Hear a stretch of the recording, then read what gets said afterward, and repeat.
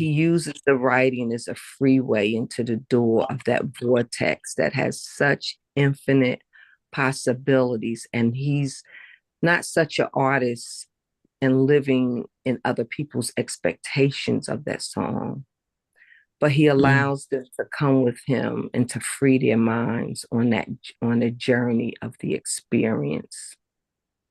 And if you're in that audience and a multitude of people, you know, back in those days, people was dropping acid, LSD. Some people did nothing and they were still free. And I just, you know, somebody else had a song, Funkadelics. I can't remember. Bootsy and the Rubber Band. I think it was some a name like that. And they would be on stage. It's like, you know, hop aboard and let me take you beyond this land. And music does that. Music is a wonderful vehicle for you to just hop on and let everything that is, let it be. It could be the past, it could be the present, it can be the future, the imagination without the bars. Thank you for taking me there. Beautiful, absolutely beautiful.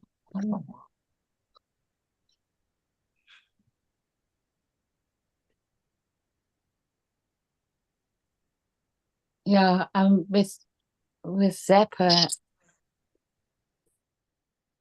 he was a really, really, really interesting man. And for me, I mean, I first learned about him when I was 18. I hadn't ever heard about him. And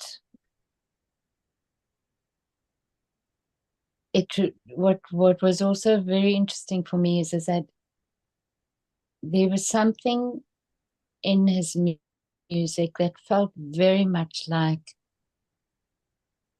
South African music in terms of the rawness of it.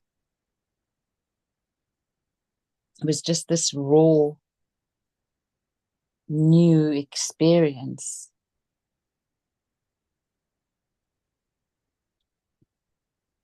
And it was very different for me to listening to pop music.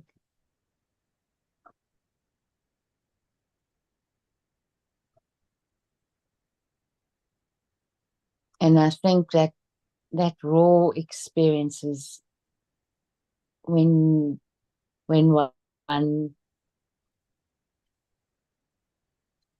honors the medium itself as opposed to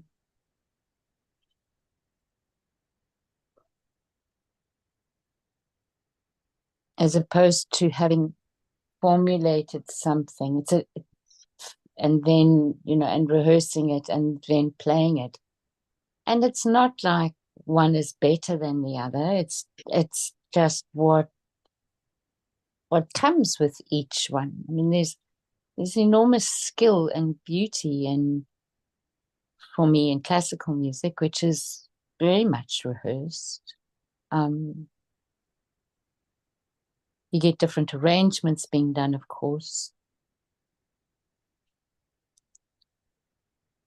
So it's just being able to appreciate it all. But some of us gravitate more towards one than what we do to the other. Like, you know, my mom, she she didn't play an instrument, but she had perfect pitch. She used to sing in choirs quite a lot when she was a younger woman. And she had incredible knowledge of music. And I mean, we used to, you know, play different pianists to her because piano was, I think, her favorite instrument.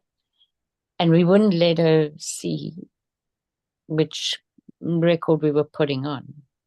And she'd be able to tell us. So the same piece of music, different pianists. She could tell us which pianist it was because that's how fine her ear was. It was incredible.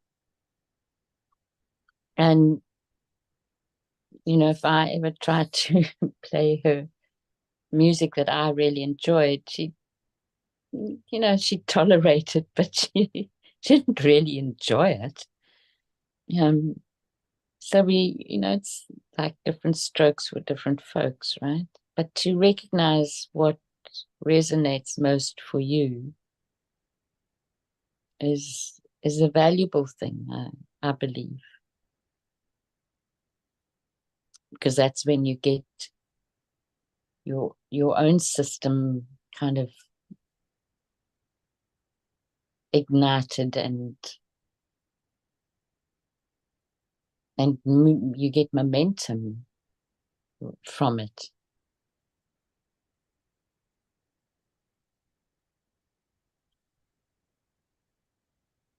But this focus that I've had of late,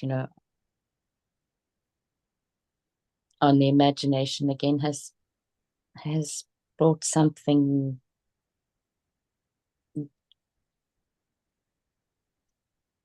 a bit different, and it's been good.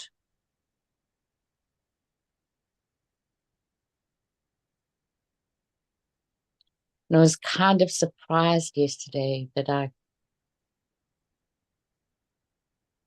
could share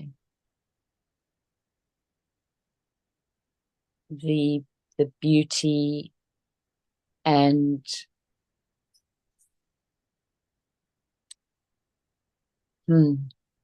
what term would I use?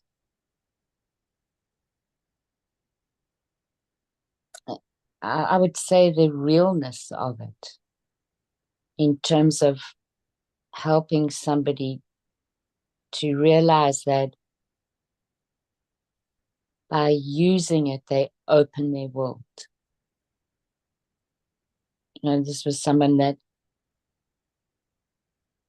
wasn't very keen on adapting these kinds of practices or terms, but he is a musician, and and that's what I appealed to in him, because every musician knows when you, especially when you go and play with a band, there is something that happens other than the focus of the notes and the chords that you're playing. There's something else that happens between the players.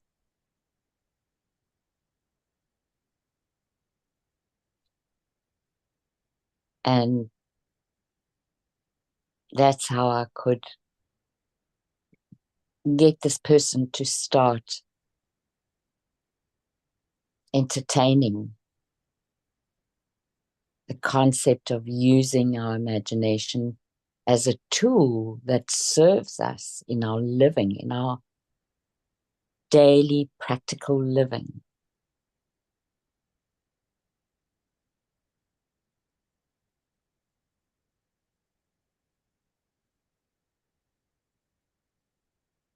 Because as we all know, one of the most common things that a teacher would say in our days at school was stop daydreaming, pay attention.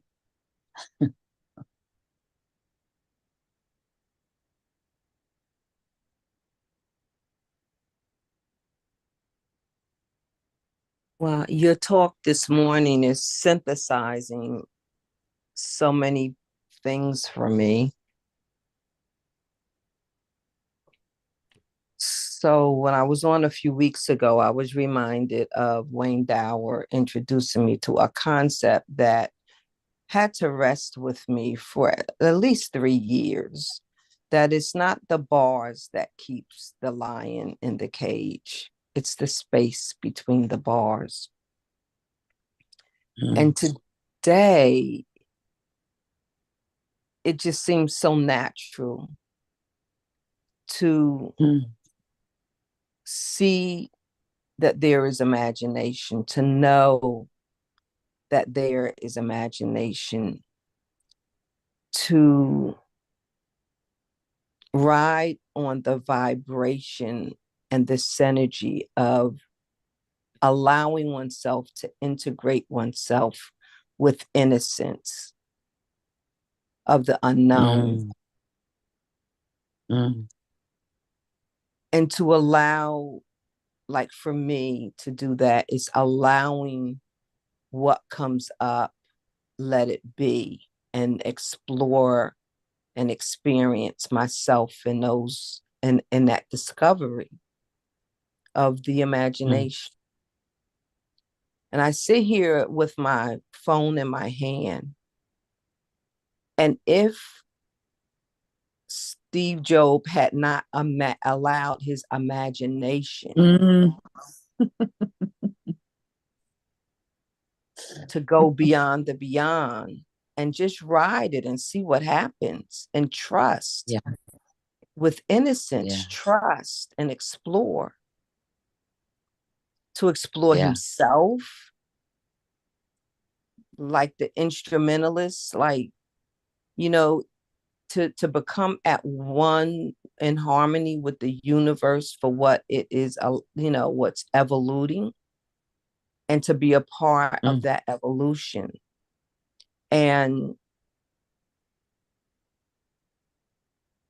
as the instrument is played and the rest of the orchestra is around, or the band players are around, there's a synthesis of let it be. And they become one. Yeah, they're playing a song, but they become one.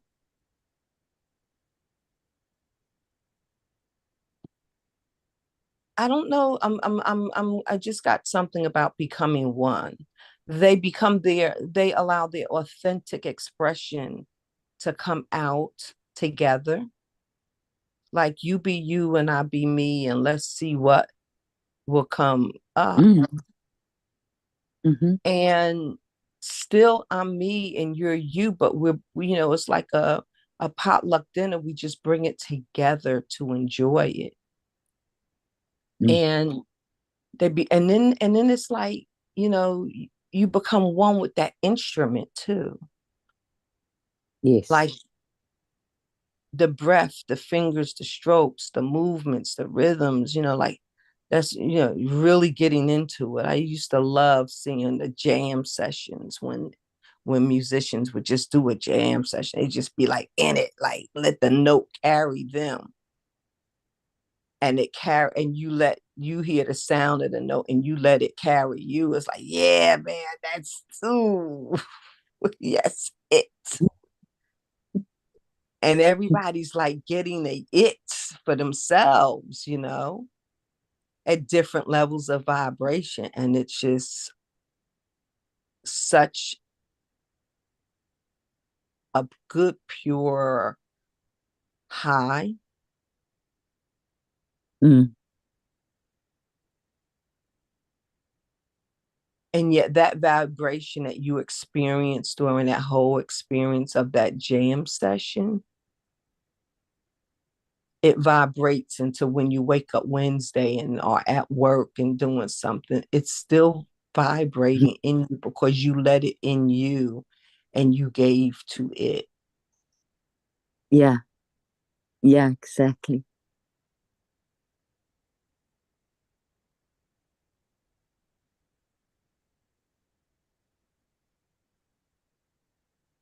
So I've been That's being in painting. the fullness of, sorry. Go No, ahead. please, you go. That's being in the fullness of the presence. Mm-hmm. Mm-hmm.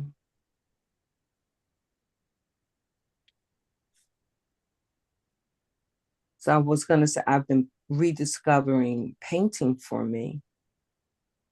And it's really, really doing me good. It's really doing me good. That's great. And I really enjoy, like, it's an experience for me because I Mm-hmm. have a relationship, I'm like, Canvas, what do you want to be? I put some colors on there and I sit back. I'm like, what are you telling me? Oh, you want more vibrancy here. You want to be this. What's your story? Let me bring up your story. And my sister saw it and she was like, oh man, I've been looking for original artwork. Can I put it on my t-shirts? Can I put it on my pillows? Can I? I'm like, have at it. And so she's marketing it out. I was just thinking of selling the painting, you know, but Mm-hmm. she, exposing it, like, and exposure is a big thing for me, like becoming exposed, right? Being out there, Mm-hmm. being seen, being expressed. Um,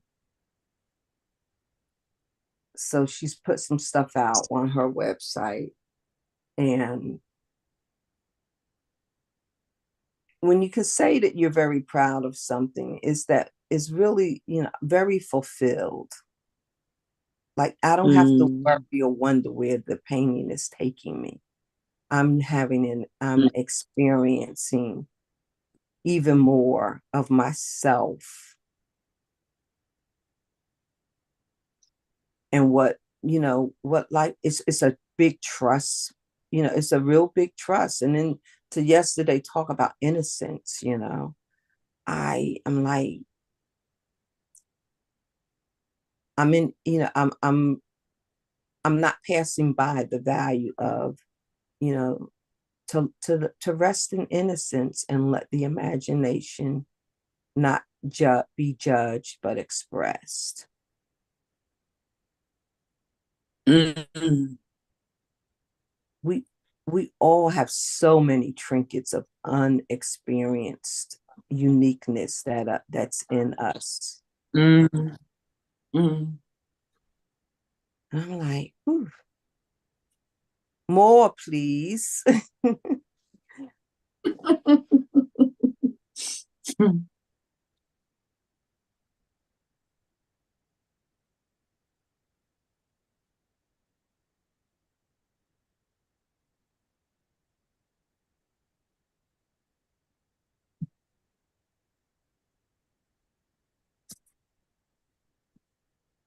I've enjoyed our conversation. And Allison, you shared the short with me yesterday. Mm-hmm. And I was thinking between he made the comparison, which I hadn't thought before.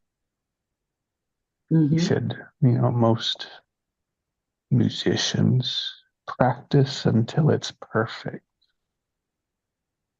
Mm-hmm.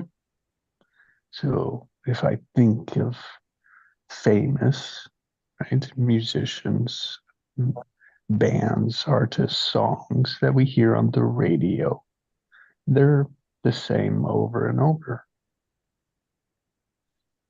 And like the concerts are working to mirror that, potentially, possibly. If I Mm-hmm. hear or think of, we play it the same way every night. What does that do to that inner soul that's wanting to play, that wants to imagine, that wants to express? Like you said, Sindrell, I was triggered, like, oh, how do I ask what the canvas wants, or do I tell the canvas what I want? Mm-hmm. As I think of my word purpose, it's like that's the same thing. Am I willing my purpose, or is I asking the purpose what it wants, needs, desires, becoming? Ooh, that's a different perspective, a different space. And a different experience. Mhm. And reveals what my automatic perspective or perception was before the realization, before the aha,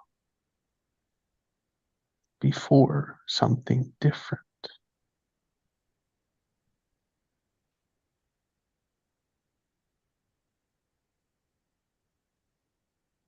And again, no right or wrong. There's no reason to box it into that.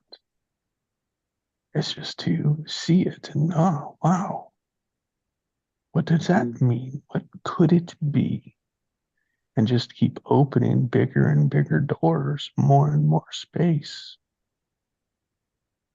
Because good and bad really just lock it in, right or wrong, just locks it up.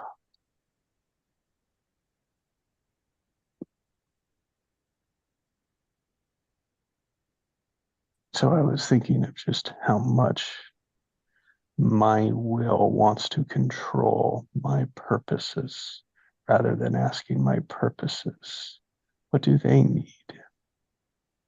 Mm. And when I did that,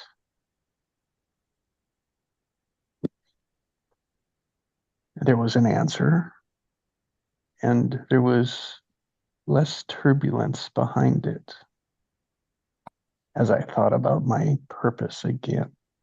So to me, that is an indication of what I needed in the moment. The answer I needed in the question of my purpose. So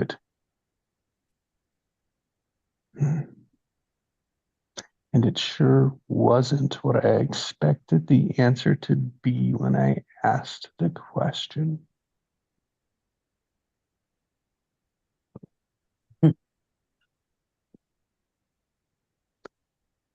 And have practice making space for the question, listen to the answer, and gauge it in what does that mean?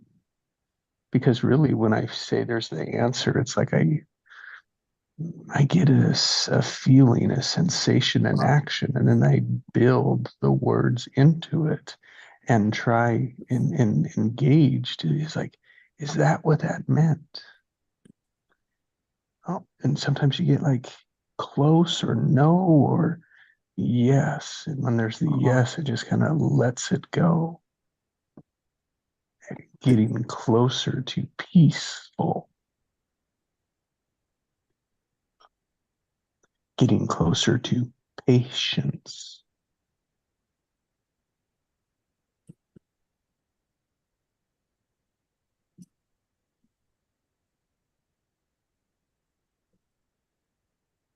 So the one this morning was like there's a yeah, and the other thing that in that short he said is that he when he has a solo, he has a set amount of time. He doesn't know what he's going to play, but he said, and he says, I don't know what's happening with the other instruments, meaning in the background. But he said, I've got a set piece of time that I get to create in the middle of. It's like, oh yes, we all have that. And how often do I put my will on the time?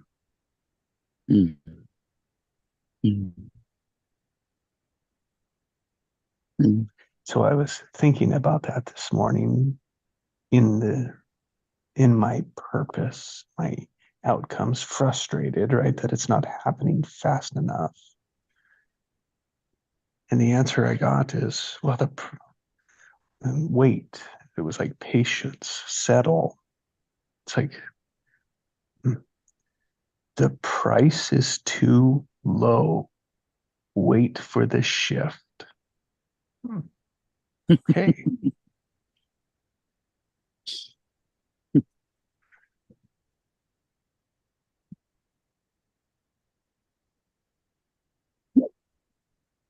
this I can't control the price. It is dropping significantly, but there's movement to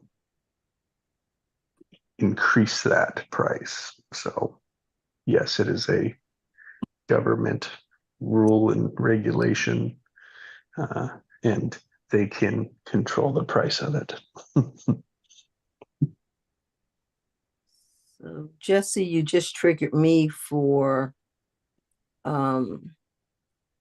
so one of my paintings, I call him my brother cousin, he was supposed to buy it and he's waiting to get his money right to buy it. And there was a negotiation and I was like, no, this is the price.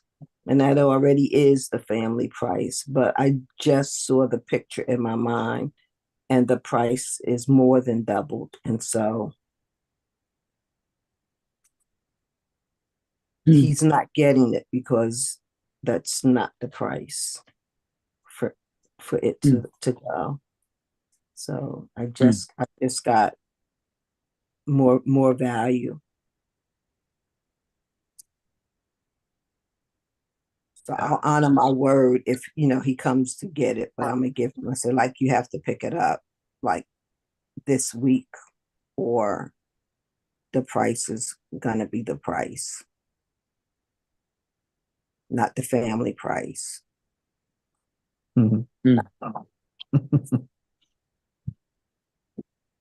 Friends and family price, huh? Yeah, well, yeah, that cousin discount price. And I told him, I said, look, the reason I gave you that price because you are family, and it would be so much more than that. It's not just a painting, it's me. It's a part of me. And for you to have an original and be able to have bragging rights that, you what the first original from a Cinepar painting. No, you get bragging rights. But no, if you don't honor it, then you won't have it. So it's all good. I'm not offended, at all.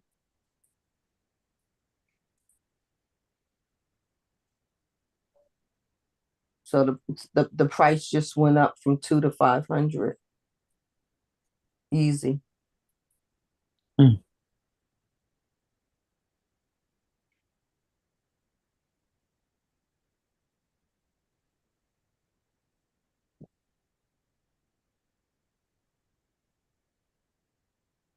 I'm gonna put a price tag. I'm gonna put a tag on it, $500. And when he comes over, he's gonna see it. I'm gonna say, no, that's the price. And it happens all the time. Not that I have to justify the price, but I do have to understand that there's a value. And in marketing, it's you get it today, this is the price. After that, it goes back up to its original price.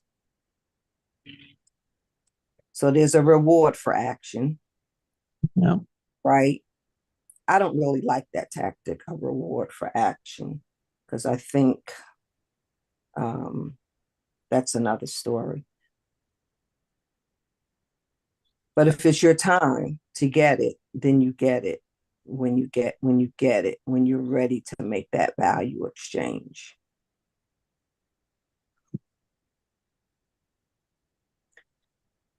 But I want to go back to what you said about that period of time when he has a set time, a set amount of time to do his solo. It's like standing in front of the vortex of everything wonderful and great. Are you going to negate it, or are you going to embrace it because it's only open for a moment of time? So you go, you do it. That state of mind, you flip it, you change it, you do it, you make a decision, and you're all in. And for those 2 minutes or 5 minutes of the solo, you take it and you go all in, all free, all giving. Like whatever it's going to be, I'm in it. It's happening right now. So there is a value to what it does to the psyche to be in those now or never moments. You find out where you really you find out where you're willing to be. Do you go and stay with everything that you already know, or do you go? Does it if it calls you, you go? And when it calls you, do you answer the call and go? Yes. And the phrasing, sorry, Allison, but the No, no, go. phrasing he said was, I go places that we didn't know were possible. No, yes. Yes. Didn't even know were possible. Yep. Yeah. Abundantly, exceedingly, and more than you could ever imagine. Yep. Yeah. Beyond what we think is possible right now is what I do in that space when I allow that to come through me. Yes. Abundance, abundance, more, please. And the other And side it's of it also, is, or I can play perfect. yeah. Yeah.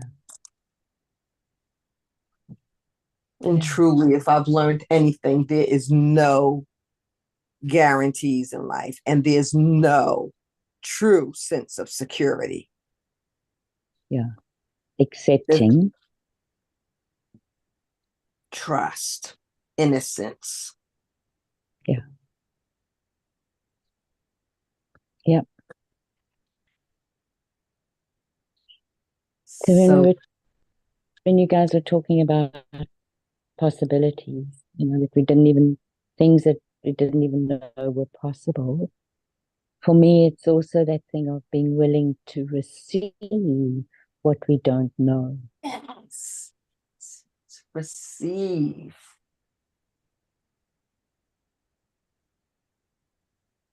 Receive.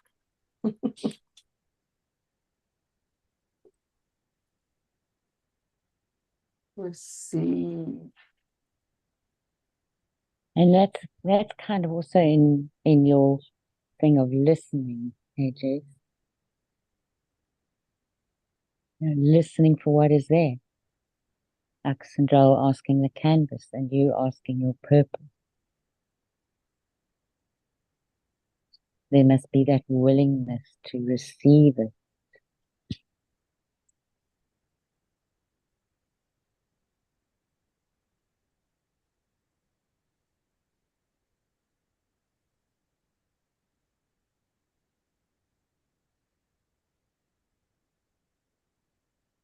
There's a call and response that happens in one of the services that I attend frequently.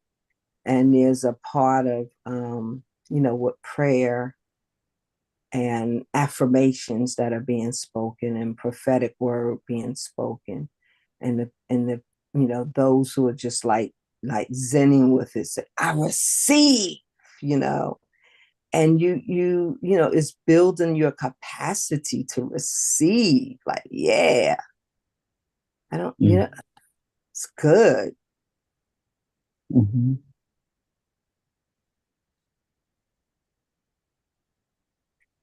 And to be in the presence of that, right? Like, for me, I'm like, I want the magic right now, I want the, when they're speaking, I want to say, yeah, I receive, like, just drop down buckets of gold right here. It's in my hands. I got it, you know. Um, um, you shall, uh, debt is eliminated. I receive, right?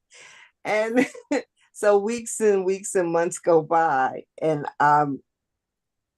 so, but you have to be open to how it arrives and how and that you stay open to receive. So, for example, I said debt will be eliminated. Blah blah blah blah blah. I'm like, yeah, that's good to me. I receive it.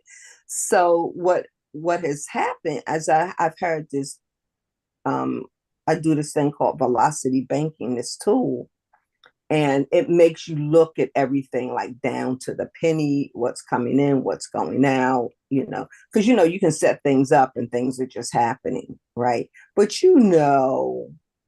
things are like could be managed more, stewarded more. Well, let me just look and see what's happening. So some bills had gone up, and so I've been able to modulate those, back down.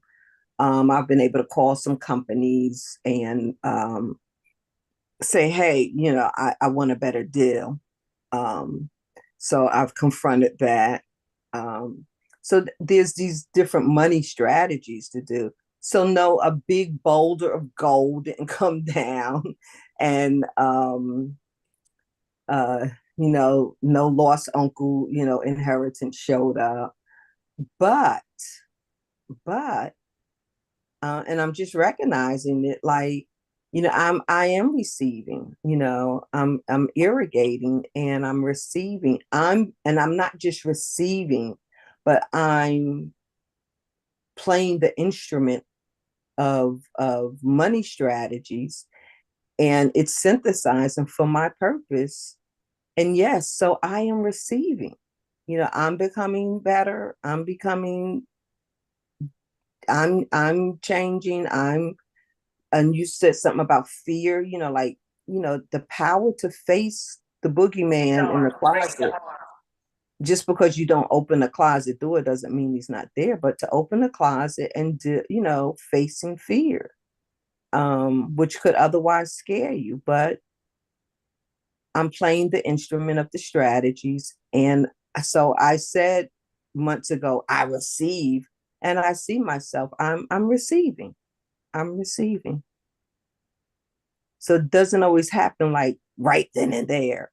But when you open up to receive, it's like a prick in a damn wall. A little water comes through, and a little water comes through. And then next thing you might not even realize that you've got a flow, a nice flow. And it's also even at that very subtle point of the awareness of being open to receive. Because that was my experience, was that I needed to come to that. Mm-hmm. Praise God. Oh, I'm having revelations. Because you might want something really, really, really badly. And for some people that works, that impetus in the wanting.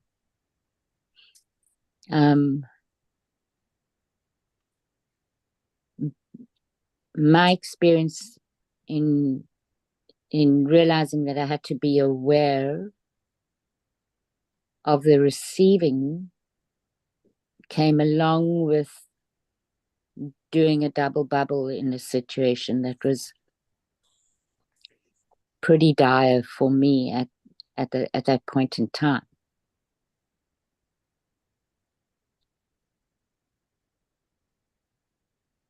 And I feel like for me, I had to become aware of the receiving and say that I was ready to receive.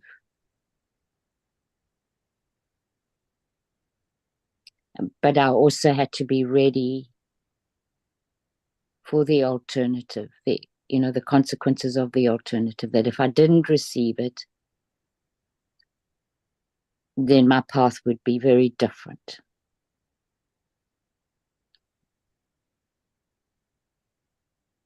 And I was very fortunate because I managed to receive what I needed.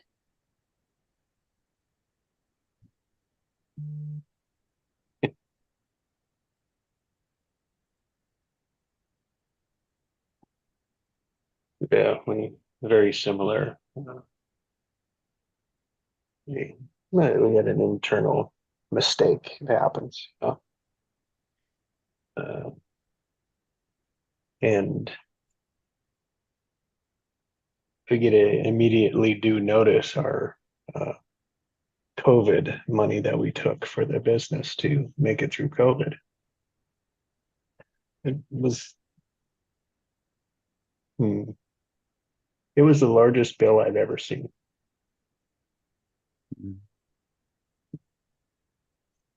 Well into six figures. Do immediately. And this is the government. It's like, so all these stories came into my head, right? But I also will share how calm I was with it.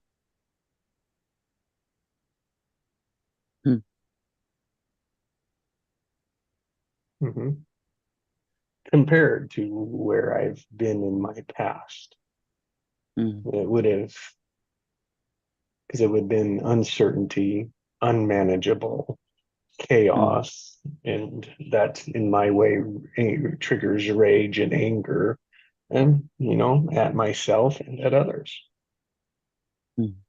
and at them. And so there was a sense of urgency, right? You could just kind of feel the urgency as me and my partner talked about it. And so here, this is what it is, just what it is. Great. We can do these couple of things. Boom. And my partner says, well, I'm going to call him tomorrow. Okay, good. And so Allison, you taught me to have conversations in the field towards what I want.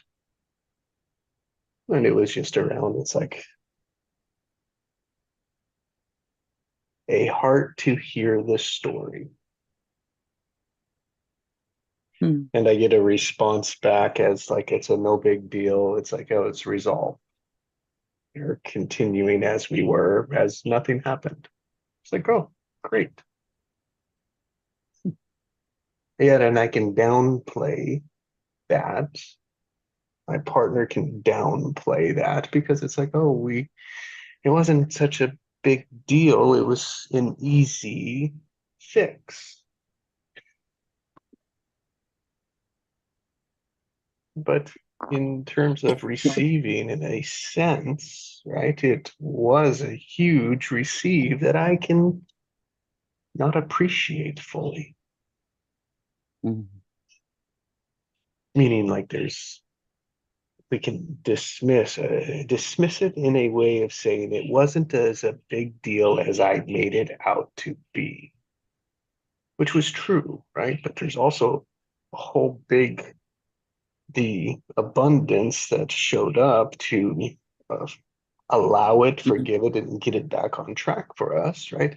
Like that is a huge gift.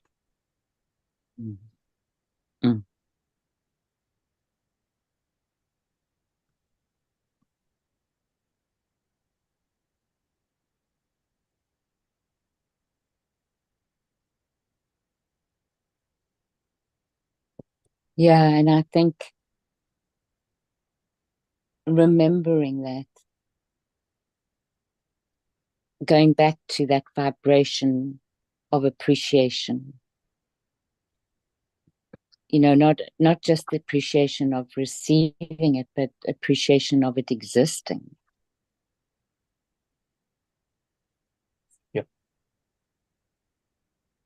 I think when we do that, then we build an automatic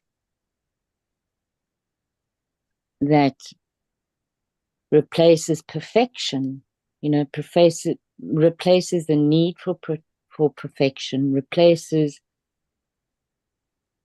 or how can I say, doesn't necessarily replace, but certainly puts into place our self-sabotaging automatics.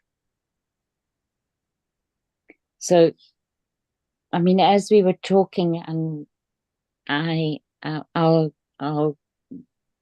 bring in what I have experienced with Ian when he does the light language, and everything that needs to be put aside for him as an instrument to receive it and share it.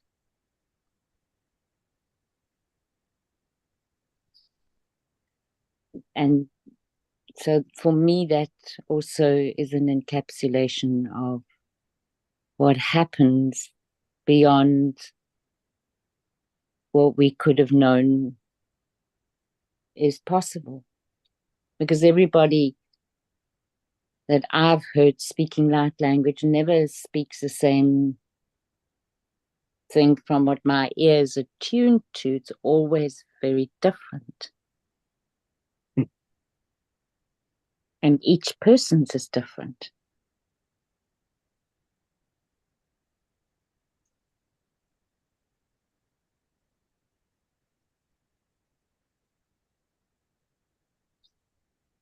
I am so super excited over here. This conversation is rocking my universe. I picked up, Jesse, when you said Allison, I think Allison helped you to, or taught you to have a conversation with the universe. Did I capture that correctly? Mm-hmm. That, it's like, have a conversation. There's something going on. Have a conversation with the universe. I think I'm at a place where like I have all of this information or tools or exposures and experiences, and I'm in like a kid in a festival candy store. It's like everything. Oh, that's how that fits. Oh, that's how that. Ah, look at how that works. And I know I've done the mechanics of the Sylvan method. Where you close your eyes, or you whatever your issue is, whatever. And some people call it praying at night, right? And wherever there's an unknowingness or uncertainty or a glean for an answer, for direction, you just put it up. You write it in your mind, and you put it on that mind piece of scroll paper, and you put it, how the banks have those canisters, and then it goes up in the chute. That's how I imagine it. And I put my concerns there, I put it in the chute and hit the button, let it go up, and I lay down and rest, and knowing that the universe is conspiring for my good. And don't worry if about an answer coming or not coming or whatever. It's coming. The universe has it, and it will guide me and let me know. So I got some of that. So when you said she taught you and reminded you, have a conversation with the universe. And we do that with, I'm learning, like I've learned with Magnetic Mind of, having not so much talking to super consciousness, but being super consciousness, and let super consciousness guide you. So I'm going to see a friend this afternoon. And while there's a lot of potentiality for the potentiality of business, and it would really be great for me, I'm not I really want to connect with her on a friend level and not go up like I'm connecting a cell. I want, if you know it happens, I want it to be just organic. But right now, I'm having a conversation with the universe to be excited. You know that I'm to have that excitement and to share that excitement, and it's still honoring choice. So Mm. it's Mm. creating the event before the event. It's creating the Mm. intention of the outcome before it happens. Mm. So it's good and it's wholesome and it's balanced. It's explosive.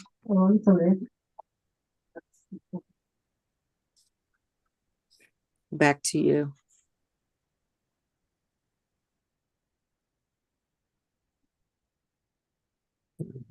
Creating space in its time, creating space Mm. in the time Mm. it's there. And timing is one of those hard ones. And it's like, as you say, it's like laying it out into the universe. What's in, or praying, or whatever, however you want to phrase it. There's a structure that we always do it in. Like there's a way we always do it. And it's to explore that, to see like what is the perspective from which that is coming from. Because there are ways that work and there are ways that don't work. Mm. It's all in the structure. Because like part of it is like so many people pray for what we want in this sense, or we even ask for what we want. But the way when we do that, we are putting an expectation on how we want to see it.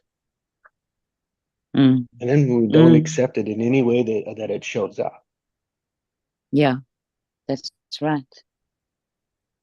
As in my example, I could have like, oh man, I sure hope that the check will come in to cover that, right? It's like, oh, that's what I need. I need to come up with the money to find it, right? And I need to come up with it in 10 days, right? And it's like trapped into this thing all of a sudden. And it was like, no, another possibility would be just to let that notice go from their point of view and just put it right back on track like it was. Yeah, that works too. That is the same outcome. Mm.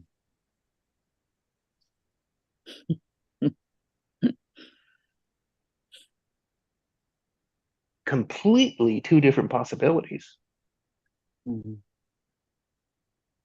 Mm.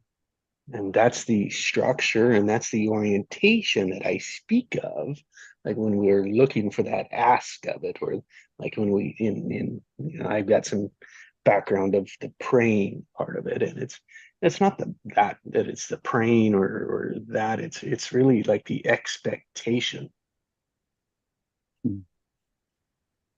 We doing it with what when we do it, we're doing it with what expectation, and that's always different and changes. But the point is that we have a way we expect it, and we can open that up. We can begin to learn to open that up. And what I find with that is that we see more and more of the miracles that are hidden from our expectations. Mm. Mm.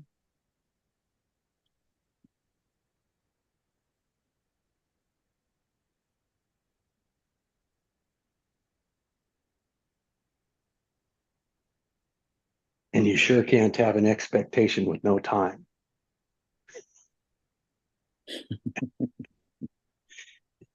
Again, that's a structure that we're not even aware of that's in the background. We ask for it, right? Always by this time, in a sense. And it's like we're not even aware that we're asking for it. Yeah. We're expecting it.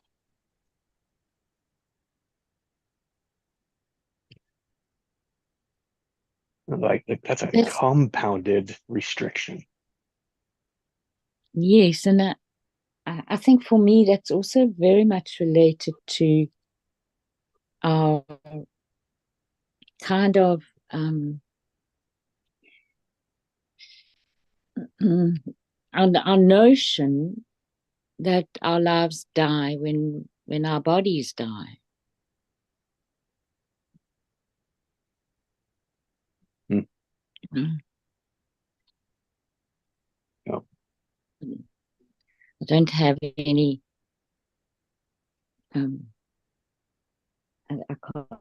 don't proclaim that I have any idea of what it is like after that, but the one thing that I have become more and more clear about is that I can't see how it can't be like that. Yeah.